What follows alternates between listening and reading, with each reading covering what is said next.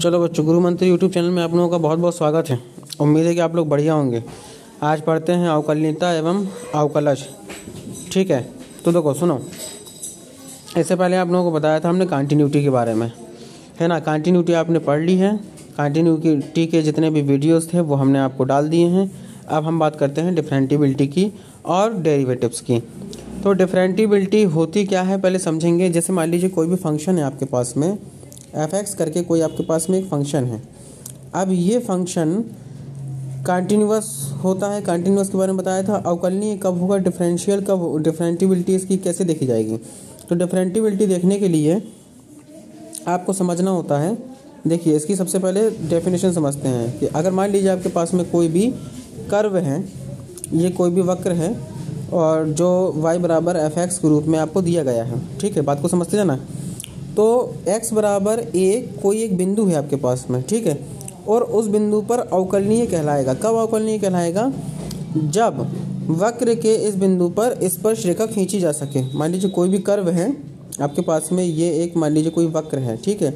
अब किसी इस पॉइंट पे किसी बिंदु पर एक स्पर्श रेखा खींची जा सके और ये आपका कहलाएगा x बराबर a।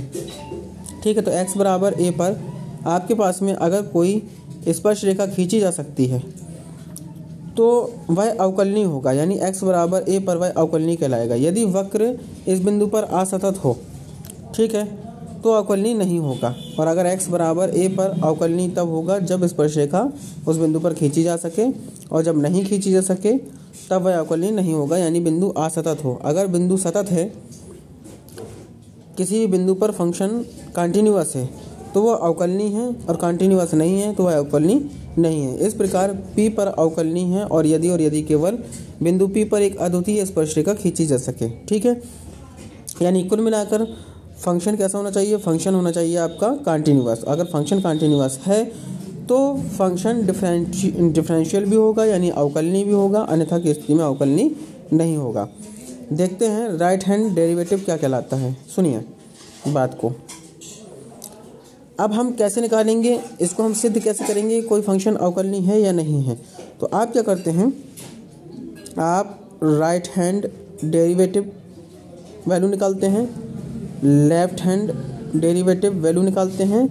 अगर ये एक पार्टिकुलर पॉइंट पर बराबर है, राइट हैंड डेरिवेटिव और left hand derivative particular point पर अगर बराबर है तो वह फलन अवकलनीय है, अन्यथा की स्थिति में वह फलन अवकलनीय नहीं है। देखिए, limit h tend to 0 f a plus h minus F A upon h, ये h की वैल्यू आपको 0 लेना है, ठीक है।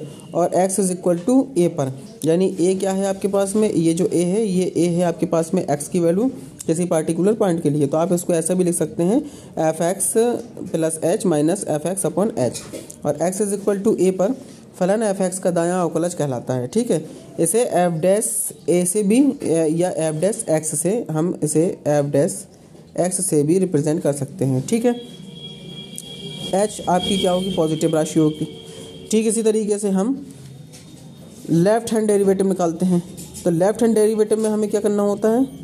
लेफ्ट हैंड डेरिवेटिव में हमें limit h tend to 0 f a minus h minus F A upon minus h, यहाँ पर हमें h में माइनस h का प्रयोग करना है।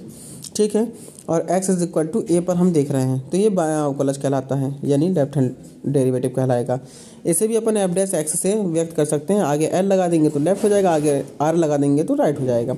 या f a माइनस h से लेफ्ट हैंड डेरिवेटिव और a प्लस अगर हम यहाँ पे कर देते h से तो राइट हैंड डेरिवेटिव कहलाता। या h आपको कोई भी पॉजिटिव वैल्यू रखना है तो यहाँ पर नेगेटिव होने के वजह से यहाँ पर नेगेटिव वैल्यू हो जाएगी। ठीक है, तो हम समझ गए कि हमें लेफ्ट हैंड डेरिवेटिव और राइट हैंड डेरिवेटिव बराबर करना है। अगर बराबर है किसी पॉइंट पर तो वह फलन अवकलनीय होगा, अन्यथा की स्थिति में अवकलनीय नहीं होगा। ठीक है, डिफरेंटिबिलिटी क्या कहलाती है सुनिए।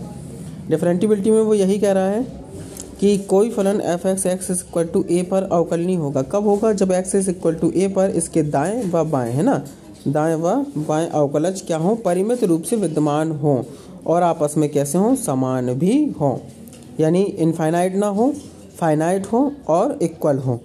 किसकी वैल्यू? लेफ्ट हैंड डेरिवेटिव की और राइट हैंड डेरिवेटिव की वैल्यू यदि आपस में बराबर है और वो इनफाइनाइट के रूप में नहीं है बल्कि फाइनाइट के रूप में है, तब फलन अवकलनीय होगा।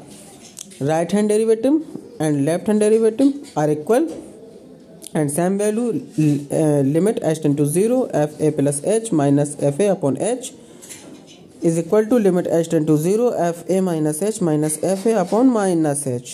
Okay, similarly hence f dash a plus 0 is equal to f dash a minus 0, then function is to be differential या differentiative. ठीक है, तो इतनी बात समझ में आ गई आप लोगों को। इस पे विचार कर लेते हैं थोड़ा सा कि एक कोई फंक्शन है आपके पास में और वो फंक्शन एफ एक्स है, एक्स इज इक्वल टू ए पर अवकलनीय नहीं होगा। कब नहीं होगा? जब राइट हैंड डेरिवेटिव और लेफ्ट हैंड डेरिवेटिव बराबर ना हो, या फिर राइट हैंड या लेफ्ट हैंड डेरिवेटिव में से कोई एक या दोनों ही इनफाइनाइट हो यानी अपरिमित हो, और या फिर राइट हैंड डेरिवेटिव और लेफ्ट हैंड डेरिवेटिव में से कोई एक या फिर दोनों ही विद्यमान ना हो। ठीक है, इनका अस्तित्व ना हो तब के लिए। अच्छा, हम अब देखेंगे कि एक इंटरवल में अवकलनीयता हम कैसे पहचानेंगे। ठीक है, अंतराल में अवकलनीयता को हम कैसे पहचानेंगे। तो देखिए, एफ एक्स खुले अंतराल में ओपन इंटरवल ए कोमा बी में अवकलनीय कहलाएगा। कब?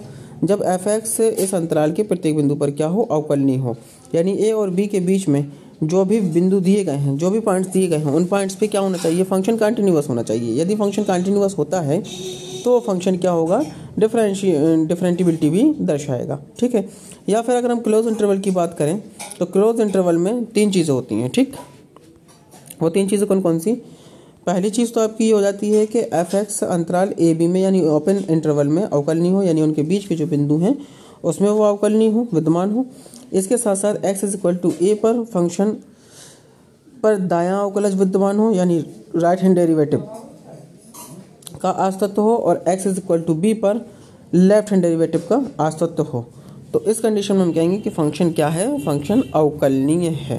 ठीक है, फिर इसमें संबंध हम देख लेते हैं, रिलेशन बिटवीन कंटिन्यूअस एंड डिफरेंटिबिलिटी। तो देखते हैं कि इसमें आपको कुछ पॉइंट देखना है। पहला पॉइंट आपका ये कह रहा है कि यदि कोई फलन सतत नहीं है तो वह अवकलनीय भी नहीं होगा। यानी अवकलनीय होने के लिए कंटिन्यूअस होना ज़रूरी है। अवकलनीय तभी होगा जब वह कंटिन्यूअस होगा। लेकिन यदि कोई फंक्शन कंटिन्यूअस है तो वो डिफरेंटिबिलिटी को भी दर्शाए, ऐसा ज़रूरी, यानी इस पे हम रिवर्सिबल देखें तो ऐसा बिल्कुल भी ज़रूरी नहीं है। सतत है तो अवकलनीय होगा, लेकिन अवकलनीय है तो सतत 100% होगा, लेकिन सतत है तो अवकलनीय हो इस बात की गारंटी नहीं होती है। प्रत्येक अवकलनीय फलन सतत होता है ना। जो भी अवकलनीय फंक्शन है वो कंटिन्यूअस ज़रूर होगा, और प्रत्येक सतत फलन का अवकलनीय होना आवश्यक नहीं है ना। जैसे अगर कोई कंटिन्यूअस फंक्शन है, कोई भी कंटिन्यूअस फंक्शन है, तो ये डिफरेंटिबिलिटी को भी दर्शाए इस बात की आवश्यकता नहीं है या इस बात की ज़रूरी नहीं है। प्रत्येक बहुपदी, चरघातांकी तथा अचर फलन वास्तविक रेखा पर सदैव क्या होते हैं? डिफरेंटिबिलिटी को दर्शाते हैं। उम्मीद है आप लोगों को बढ़िया समझ में आया होगा। ये था बेसिक कॉन्सेप्ट। अब हम आप लोगों को न्यूमेरिकल के बारे में बताएंगे, तो एक्सरसाइज करेंगे। ओके।